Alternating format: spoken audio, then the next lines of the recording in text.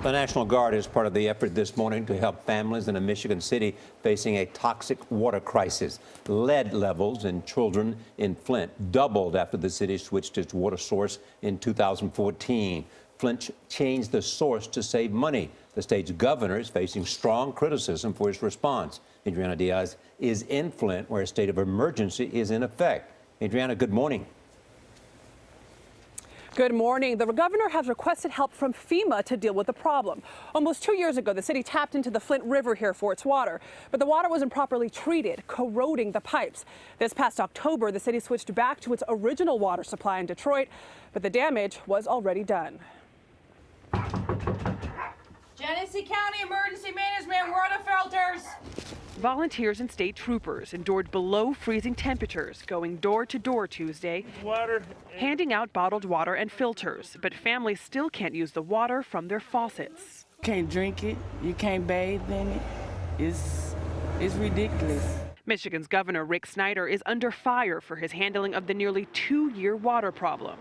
Earlier this week, an editorial in the Detroit Free Press called his response shameful. The paper compared it to Hurricane Katrina, where, quote, the same lack of urgency delayed life-saving aid. I've apologized. On Monday, Snyder said it wasn't until October 1st that his team learned there was confirmed lead in the water.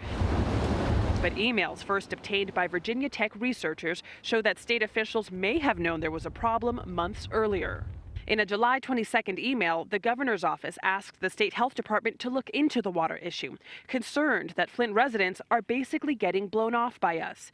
In response, they were told lead increases were normal based on seasonality, but an internal memo indicated above average levels even when seasonality was controlled. Almost done, sweetheart. More school children were tested for lead poisoning Tuesday. Severe cases in those under 6 can cause long-term behavioral problems.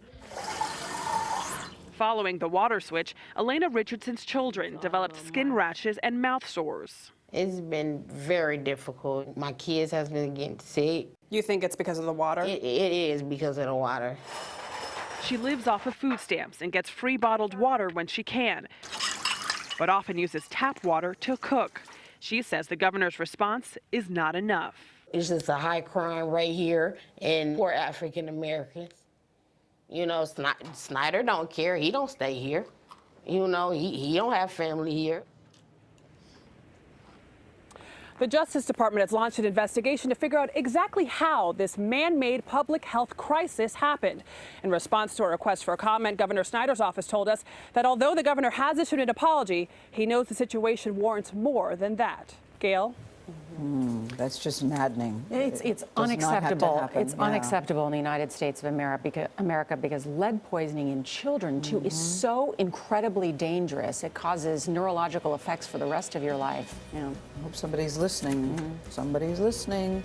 Adriana, we thank you.